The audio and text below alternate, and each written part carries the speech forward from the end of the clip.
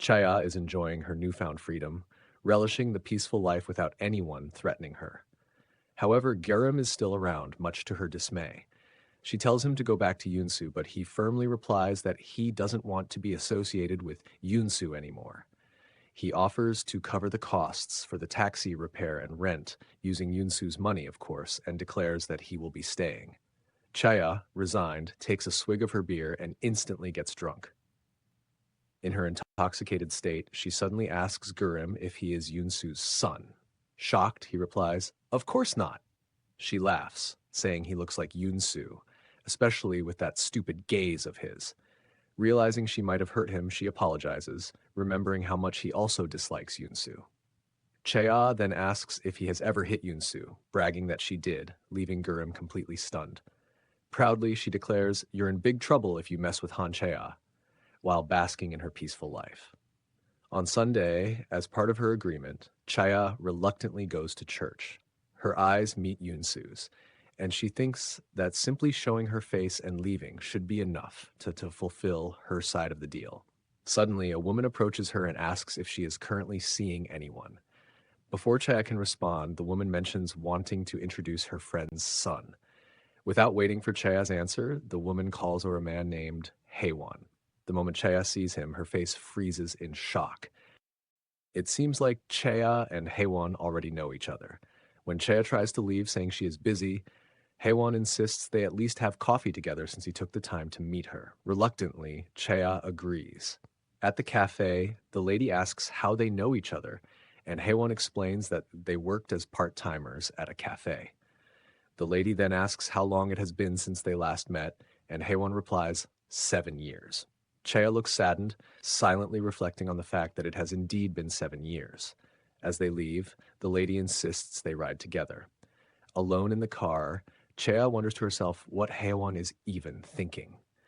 With a straight and slightly intimidating expression, Heywan asks her how she's been, adding that he hadn't heard from her at all. Chaya brushes off his question and tells him to just drop her off. When he asks where she lives, she vaguely replies, "Nearby." As she gets out of the car, Heywan suddenly leans in, holds her cheek, and says that he misses her. Startled for a moment, Chaya regains her composure and firmly tells him to stop. Meanwhile, outside, Gurim and Yunsu are bickering as usual. In an unexpected turn of events, both groups cross paths. Gurim quickly grabs Chaya's arm, asking where she's been and why she's late. He then complains that some weirdo, meaning Park Yunsu, is bugging him. When Heywan asks if she knows them, Gurim notices him and loudly asks if he's her boyfriend. To tease her even more, Gurim adds, "Or are you breaking up with Uncle again?" referring to Yunsu. Frustrated, Chaya tells Gurim to go back to Yunsu, but he nonchalantly replies, "I'll go with you." Fed up, she grabs his hand and walks away. Before leaving, she turns to both Yunsu and Heywan, telling them to never meet her again. As she walks away, she thinks to herself about how twisted her life has become. Yunsu is about to leave as well, but Heywan stops him, asking how long he's been dating Chaya. Without giving Yunsu a chance to answer, Heywan bombards him with questions, one after another. Irritated, Yunsu jerks him away. "How far, you ask?" he repeats, a smirk forming on his face. "What if we're even thinking of marriage?" To escalate the tension, he adds, "Right now, things are complicated, but personality-wise, we're perfect for each other, and who knows, in the future we might actually get married." To make matters worse, Yunsu adds, "Chaya feels the same way." Leaning in closer to Heywan, he can remark, "The only one who can accept her as she is me." Smiling, he leaves without another word. Later at Chaya's house, Gurim notices she looks unwell and asks if she's okay. She admits, "Heywan is my ex-boyfriend." In a flashback, we see little Chaya being complimented by her teacher for her writing skills.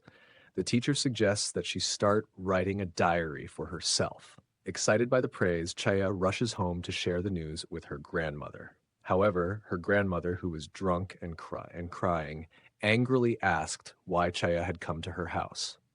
The grandmother despised Chaya because she resembled her mother, a woman the grandmother strongly disliked.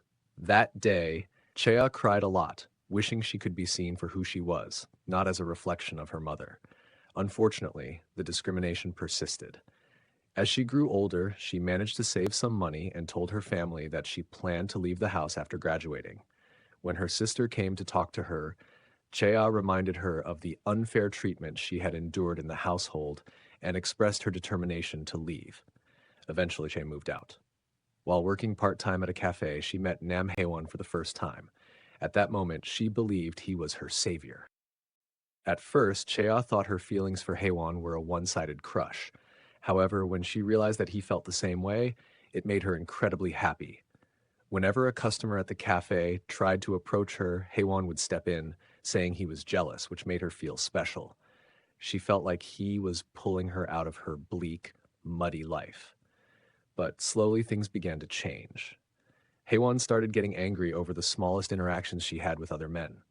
Once, he even slapped her. In that moment, he didn't seem human at all. He told her he didn't like her talking to other guys because that's how much he loved her. Chea began gaslighting herself into believing his words, convincing herself that he must be right. She thought back to how her grandmother never hit her, and because of that, never loved her. She started blaming herself. A conflict began brewing within her thoughts. She questioned if this situation was really okay and eventually stopped responding to Haewon's messages.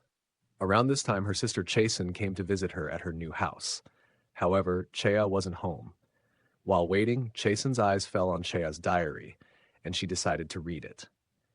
In the diary, Chea had written about how much she hated her sister. When Chea returned and saw her sister reading it, she was furious. At her lowest point, she didn't want her ugly thoughts to be exposed. Chasen tried to clarify that the diary had already been unlocked, but Chea angrily told her to leave. This incident drove her back to Haewon, thinking that at least he loved her. But over time, she started suspecting him. He seemed to know details about her house, even though he had never been there. Her suspicions were confirmed when she noticed that her diary's lock had been opened again. Chea confronts Haewon about his behavior, and he responds by saying that as her boyfriend, it's natural for him to want to know where she lives, adding that they shouldn't keep any secrets from each other. When Haewon steps aside for a moment, Chea checks his phone and discovers multiple pictures of her taken without her consent throughout the day. Haewon notices this and scolds her, saying she shouldn't go through other people's belongings without permission. Chea confronts him about his obsessive and stalking behavior. In a fit of anger, he throws his phone at her. Terrified, Chea warns him not to follow her or she will report him to the police, then leaves. Haewon Haewon does follow her and begins banging on her door relentlessly. Inside, Chea cries and screams at him to leave.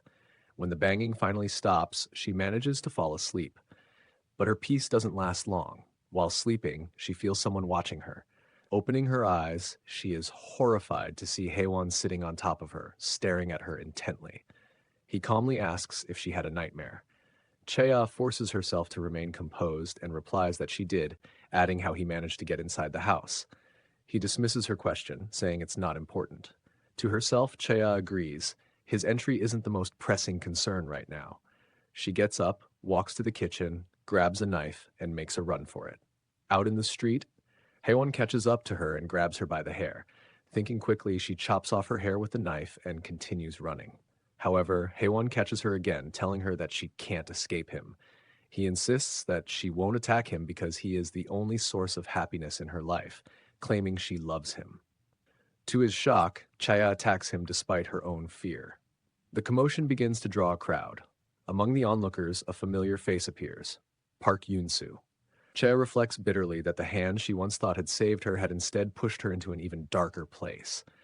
And now, 7 years later, that nightmare has come back to haunt her.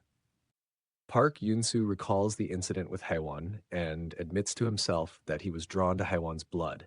It was a scent he could never forget, nor could he erase Haewon's face from his memory.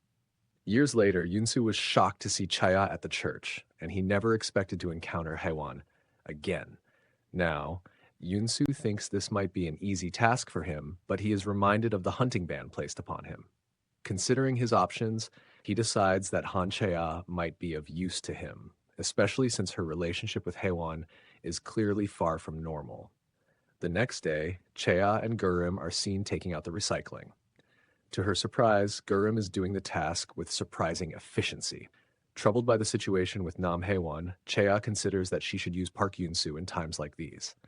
As soon as she thinks this, Yunsu suddenly appears in front of her, startling her. Yunsu seems genuinely surprised to see Gurim recycling trash, which causes Gurim to flee in embarrassment. Chea reminds Yunsu of their agreement to never meet again, but he tells her that he's not here for her. He's here for Gurim. Yunsu points out that Gurim never acts this way, and Chea casually replies that she simply told him to do it. Yunsu observes that Gurim seems to listen to her and asks her to convince Gurim to return home, reminding her that Gurim is also a vampire. Chea, however, tells him that she doubts Gurim would listen to her and urges Yunsu not to bother her with such trivial requests. As Chea turns to leave, Yunsu grabs her hand and pulls her closer, telling her that he will handle Nam Haewon for her. Chea is stunned, wondering how Yunsu even knows about Haewon.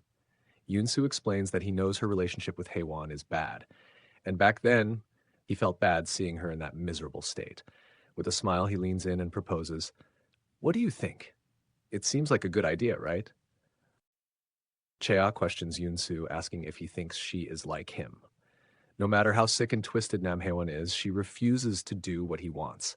She reminds him that this is why she saved him back then, but Yunsu counters by saying she only saved him to get rid of the manager, questioning if she's truly a good person. Chea is left speechless by his words.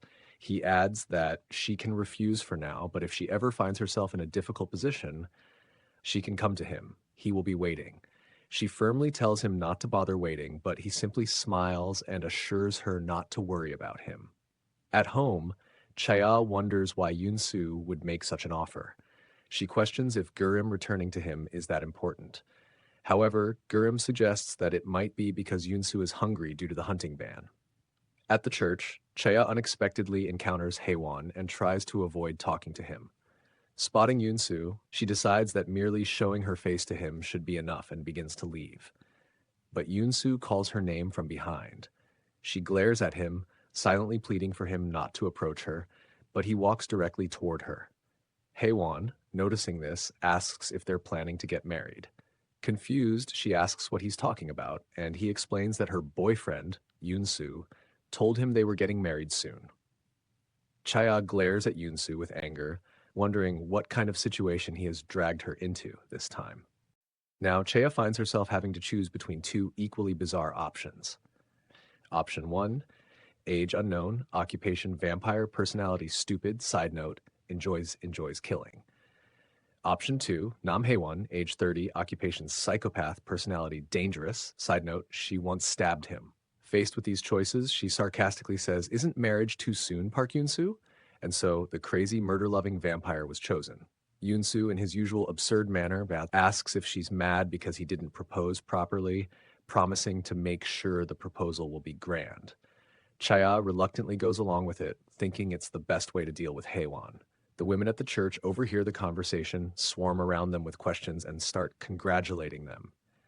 Before she knows it, Chea finds herself sitting next to Park Yunsu, a veil on her head, playing the part of his supposed fiancé. She keeps glaring at him, but Yunsu, clearly enjoying her frustration, mockingly asks, "What's wrong?" Chea wants to punch him but holds back, reminding herself that she can't resort to violence in a church. Instead, she asks him why he's so interested in Haewon, if it's because he wants to hunt him. Yunsu casually replies that it's because Haewon's blood smells delicious, sending a shiver down Chea's spine with his unsettling expression. When the ladies start bombarding them with questions about how they met, Chea takes the chance to escape, leaving Yunsu to handle their inquiries alone. Outside, she runs into Haewon, who surprises her by apologizing for what happened 7 years ago. He tells her that since she seems happy now, he won't bother her anymore. With a final goodbye, he walks away, leaving Chea standing there alone, lost in thought. It's been a week now, and Haewon hasn't shown up since their last encounter. However, Yunsu is still lingering around. Chea tells Gurim to go back to his dad, referring to Yunsu, complaining that he keeps hanging around her like some ex-husband who wants to see his kid. Gurim simply replies that Yunsu is just crazy, and Chea lets the conversation drop. She tells Gurim to resolve the situation quickly and leaves for work. After she's gone, Gurim also heads out to buy some ramen. While both of them are away, Haewon sneaks into Chea's house.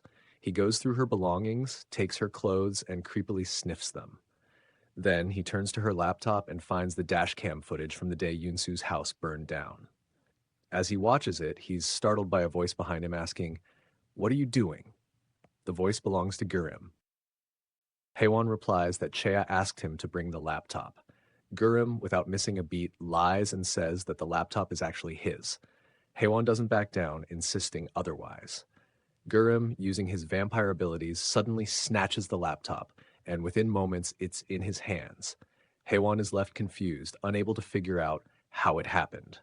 Smiling, Gurim calmly states that the laptop belongs to him and pointedly asks if Haewon is planning to leave anytime soon. Feeling uneasy, Haewon quickly exits, worried that Gurim might tell Chea about what just happened. As Haewon steps outside, he comes face to face with Chea. She looks at him suspiciously and asks why he's there, adding that someone like him wouldn't change so easily. Haewon tries to justify himself by saying that he was worried about her, but Chea warns him that she will call the cops if he doesn't leave. In response, Haewon threatens her with the dashcam footage he had just seen. Alarmed, Chea demands to know what he wants and why he's doing this to her. Haewon coldly answers that all he wants is for her to be with him again. Chea hurriedly rushes into her apartment and immediately asks Gurim if anyone had come in. He casually replies that her ex had been there and was about to take her laptop. Panic washes over her as she worries whether Haewon might have sent the dashcam footage to himself. The thought begins to consume her, haunting her every day and pushing her closer to the edge. She starts seeing his face everywhere she goes. Like a phantom, she can't escape. One evening, while driving home, she sees him in her peripheral vision. As her phone rings, Haewon's voice greets her, commenting on how she finished work earlier than usual. Trying to steady herself, she attempts to sound bold over the phone, but his chilling threat about the footage leaves her shaken. Frustrated and enraged, she pulls her car over, gets out, and screams into the night, demanding that he show himself. Suddenly, the skies open and rain begins pouring down, soaking her as she stands there. Overwhelmed, Chea collapses, crying uncontrollably. Thoughts race through her mind, torturing her with memories of the past.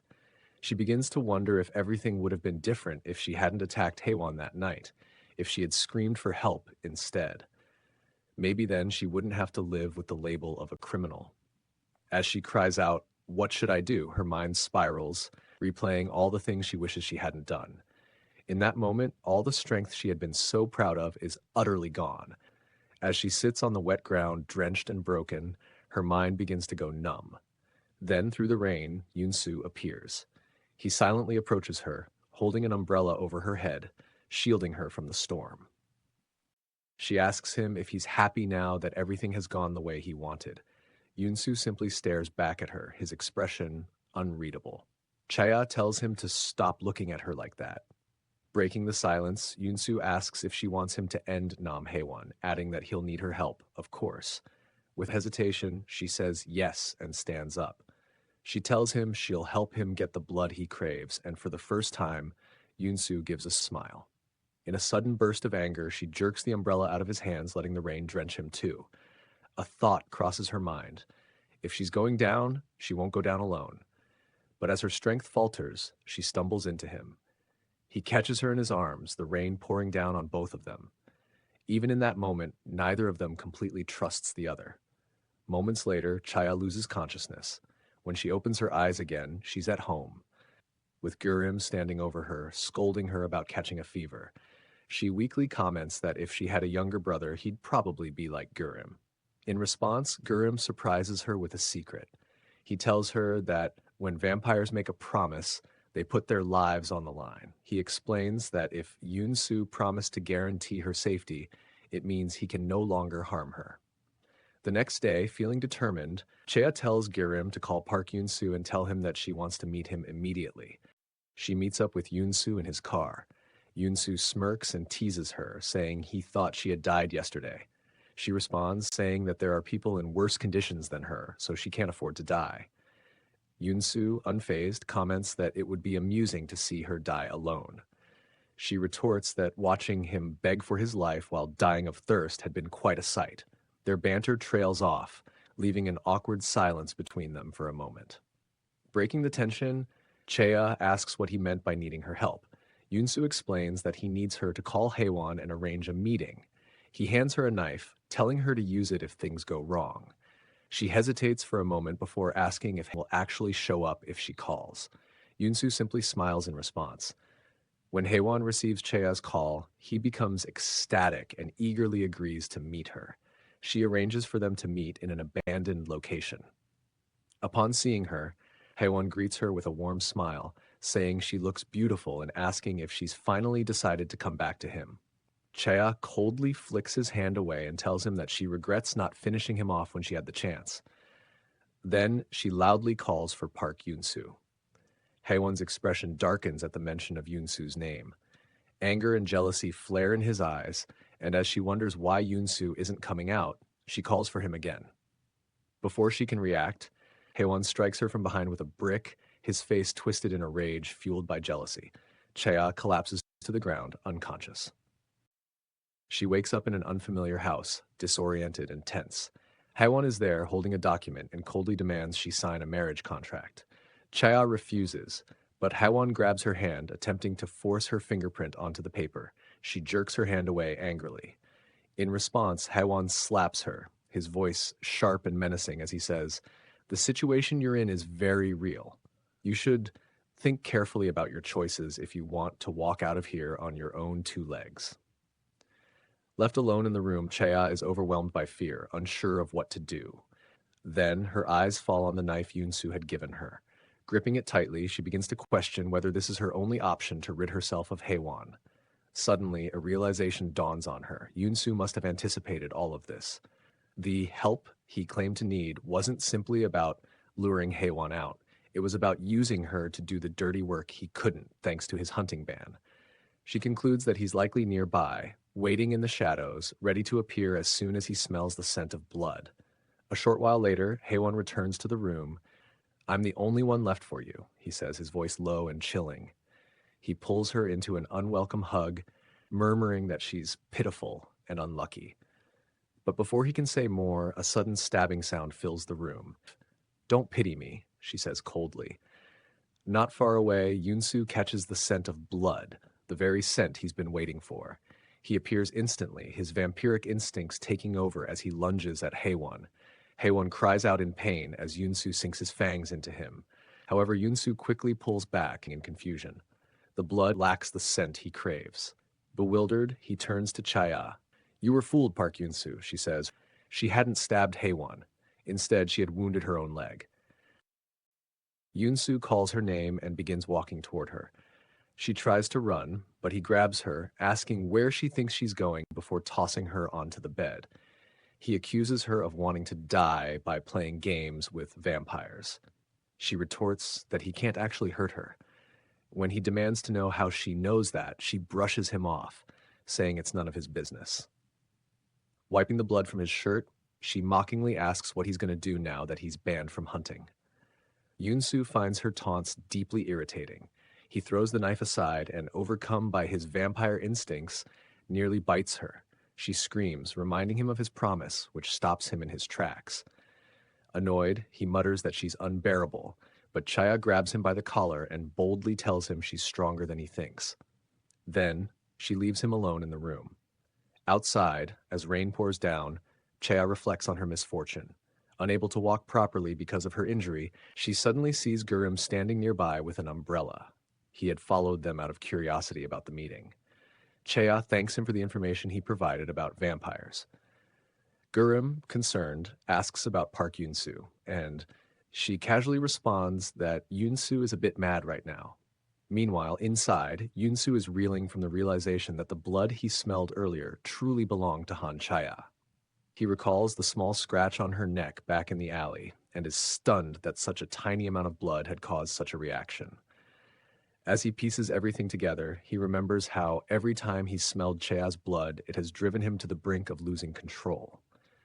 He feels foolish for not recognizing the truth sooner, even though it was so obvious. Despite everything, Yunsu concludes that Chea couldn't have known about this herself. Unlike Haewon and even Chea, he believes she isn't unlucky, she's extraordinarily lucky.